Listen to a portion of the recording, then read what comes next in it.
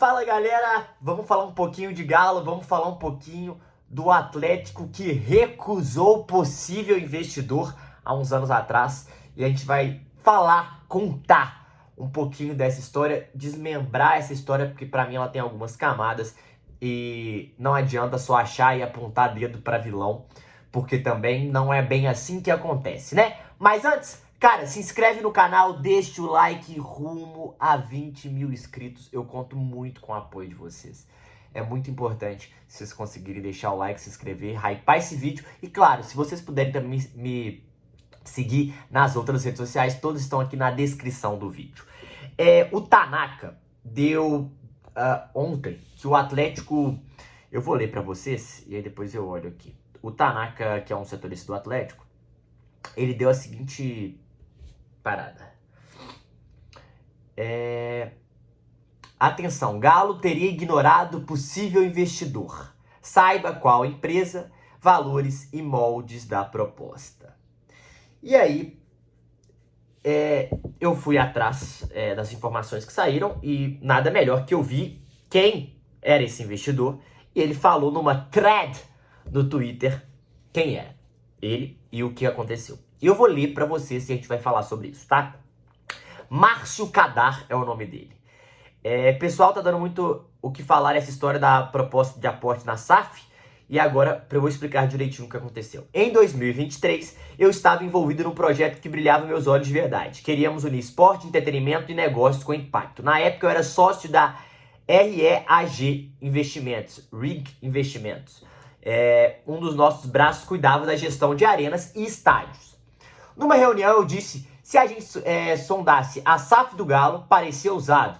E se a gente sondasse a SAF do Galo, né? Ele pergunta. Parecia ousado, mas fazia sentido. A Arena MRV enfrentava dificuldades financeiras para terminar as obras. Era notícia em todo lugar, a oportunidade estava clara. Com o apoio de amigos, marquei uma reunião com Bruno Musi e levei a proposta. Um investimento de 200 a 250 bilhões de reais. Poderia ser na SAF ou direto na Arena. O formato era flexível. O objetivo era somar. Oferecemos gestão, estrutura, experiência e respeito pela história do clube. Depois disso, silêncio. Sem retorno, sem respostas. Esperamos e nunca obtivemos notícias. Ficou claro que não havia espaço, ou não era a hora, ou não éramos os certos. Fim, a vida não dá garantias, mas dá sinais. Cabe a gente ler e seguir em frente. Hoje agradeço a Deus por não ter feito o investimento. Estaríamos em maus lençóis. Márcio Kadar. Ele depois se juntou à SAF do Santa Cruz e foi um dos caras que tocou essa SAF. Mateus do céu, como assim os caras não responderam? O que aconteceu? Dê a sua opinião sobre isso. Vamos falar um pouquinho sobre isso. Cara, 2 pontos. Legal esse projeto, foi em 2023. Que foi mais ou menos onde a SAF foi praticamente aprovada, um pouquinho antes, foi naquele período ali, né? E aí a gente tem que falar um pouquinho sobre. Cara, eles não responderam. Primeiro ponto de tudo, eu gostaria muito de ouvir uma resposta do Rafael Menin sobre o assunto, do Bruno Musi sobre o assunto, porque eu acho que seria muito esclarecedor e eu acho que faz sentido. Porém, já tem tempo também. Eu, no lugar deles, não sei se eu falaria. Porque a galera tá batendo como se fosse um problemaço. E, gente, vamos lá. Nesse mundo de negócios, nesse mundo de SAF, muitas propostas aparecem na mesa. Muitas propostas são colocadas em xeque e acontece isso. Tem resposta de um e não tem resposta de outro. Isso seria a salvação do Galo? Não. Porque assim, 200 a 250 milhões, a que molde? Essa é a primeira pergunta. Será que foram moldes viáveis financeiramente? Você como dono, quando você chega com uma proposta para você abrir mão de um pedaço, foi viável financeiramente? Segundo, eles tinham outras estratégias, como o FIP e o FIGA lá. O Bruno Vocaro também entrando para botar dinheiro e eram caras que eles tinham mais confiança e conheciam. Num primeiro momento, talvez esse era o objetivo. Vender para amigos ou pessoas já conhecidas como um dono de um banco e que poderiam somar e agregar valor, dando mais dinheiro, colocando mais dinheiro no clube. Eu acho que essa é a primeira situação. A segunda situação é, a inflação subiu demais, né? Assim, os juros subiram muito. Eu também acho que eles não estavam contando com esses juros. Eu também acho que esses juros foram prejudiciais, estão sendo prejudiciais para o Atlético hoje. Terceiro, qual é a relação, ou qual seria a relação e a participação deles? Porque ele tá falando que ele ofereceu estrutura, tá falando que ele ofereceu a gestão, respeito.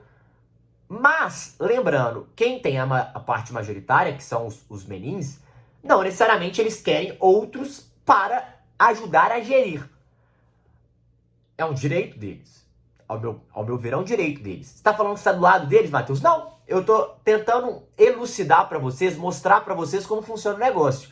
Porque é muito fácil também falar, eu só queria ir lá e colocar dinheiro e esse dinheiro fosse resolver a vida. Não é assim também, não é mil maravilhas. Toma dinheiro e resolve, não é assim. Porque tem gente que quer dar o dinheiro e quer dar pitaco. E eu falo, velho, quanto mais gente for dar pitaco, quanto mais gente colocar o dedo é um problema. Temos que ter profissionais dedicados, especializados. Temos sim que ter esses profissionais dedicados, que são especialistas e que vão acabar com a dívida. Isso é um fato.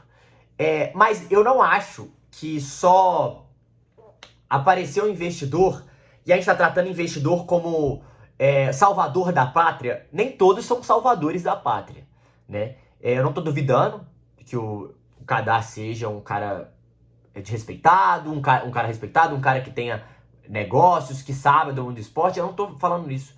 Eu estou falando que, assim, existe outras situações que a gente também tem que botar na frente. Primeiro, quando você compra um clube, você está pensando em uma parada, deve chegar muitas ofertas, muita gente dando pitaco, muita gente querendo se colocar à disposição. Isso é um primeiro ponto. Segundo ponto, até você entender o formato desse negócio, ou como toca esse negócio, no caso eu estou falando de todos os donos, de qualquer clube, demanda um tempo, né? Demanda um tempo, uma maturação, é diferente, o negócio de futebol é diferente de uma empresa.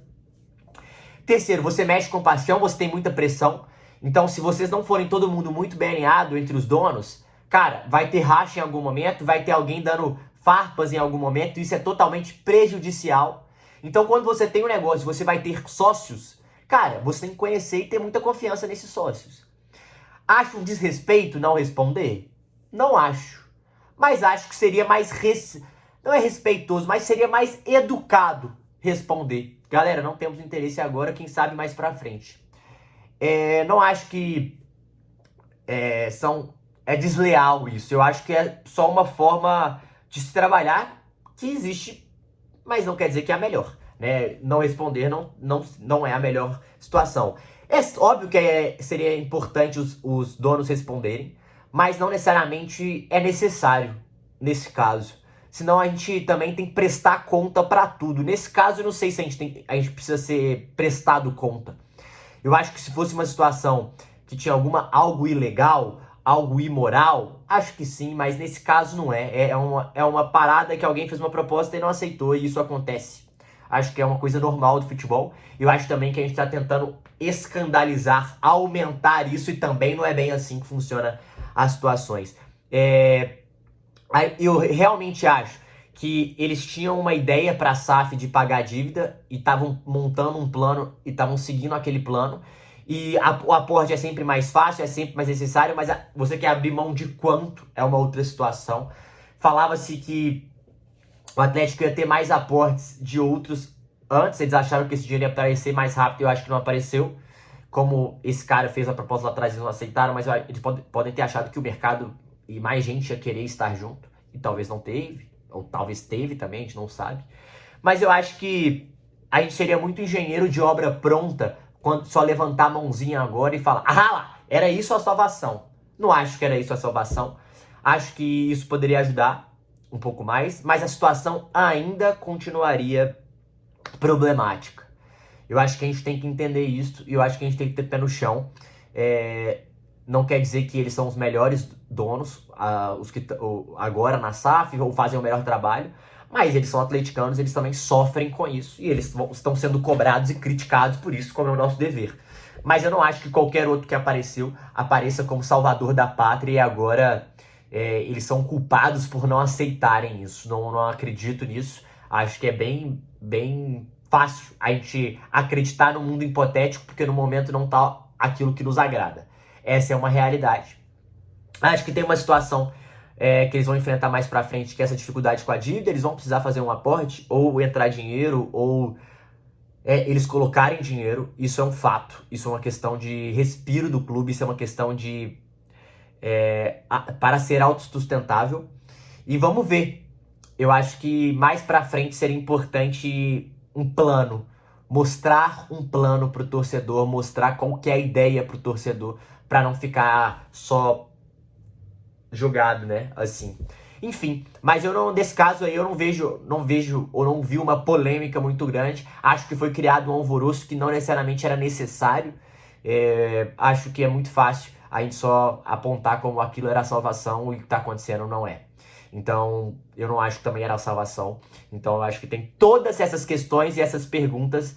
E quando você é dono de um negócio, você também quer que quem entre com você sejam pessoas de confiança, ou que você tenha confiança, ou seja pessoas, ou seja um dinheiro que seja importante para como as paradas funcionarem. Lembrando que a arena também estava ficando pronta e eles acharam também que em algum momento isso ia trazer muito dinheiro, ou mais dinheiro do que eles estão trazendo agora. Então acho que tem toda uma série de fatores que dificultaram, que aconteceram depois, que mudaram o rumo das coisas. Então não é tão simples assim quanto parece. Essa é a minha opinião. Deixa aqui nos comentários se você concorda, o que vocês acham, pra gente trocar uma ideia sobre isso aí, tá bom? É isso. Se inscreve, deixa o like. Tamo junto. É nóis.